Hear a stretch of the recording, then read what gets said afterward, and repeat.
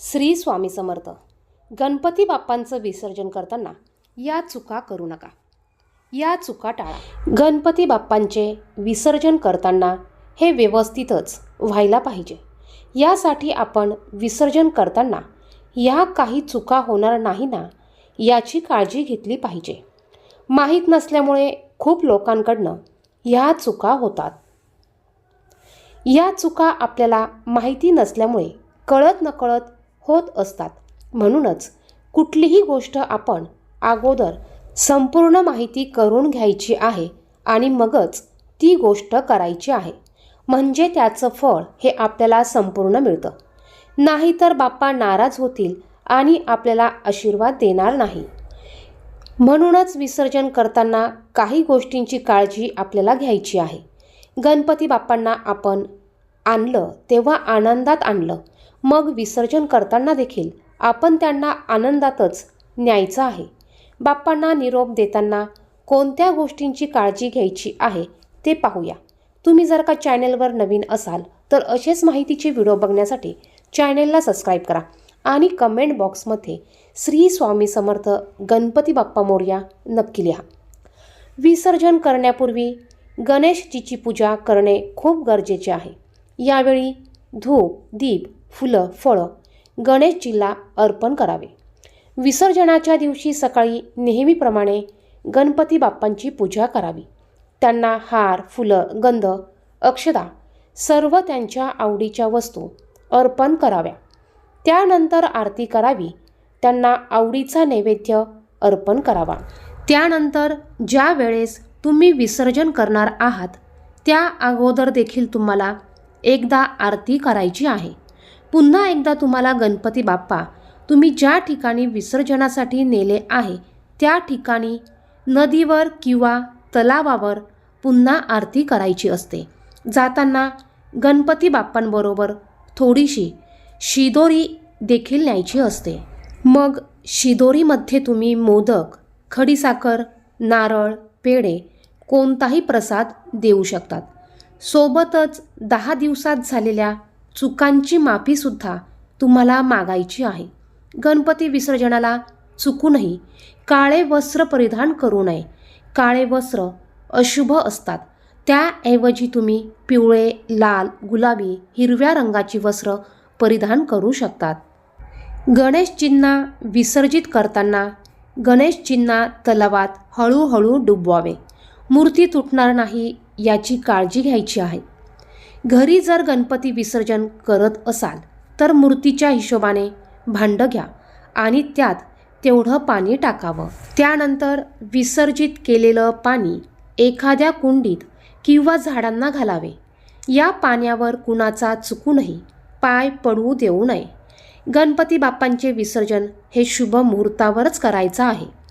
शुभ मुहूर्तावर विसर्जन केलं तर त्याचं फळ देखील आपल्याला शुभ मिळत असतं.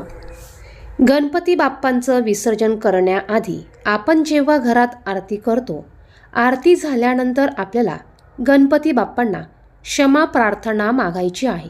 या 10 दिवसात जर का तुमच्याकडून कळत नकळत काही चुका झाल्या असतील त्याची क्षमा प्रार्थना मागायची आहे आणि घरात सुख, शांती, समृद्धी नांदू दे अशी प्रार्थना तुम्हाला करायची आहे. यानंतर गणपती बाप्पांचं काही निर्माल्य असेल तर पहा, फुलं, पानं किंवा खारीक, खोबरं, सुपारी ह्या ज्या काही वस्तू आहेत या वस्तू आपल्याला गणपती बाप्पांबरोबरच जाऊ द्यायच्या आहेत. तुम्ही तलावात, नदीवर जाणार असाल तर पहा त्या ठिकाणी नदीमध्ये हे निर्माल्य टाकून देत नाही.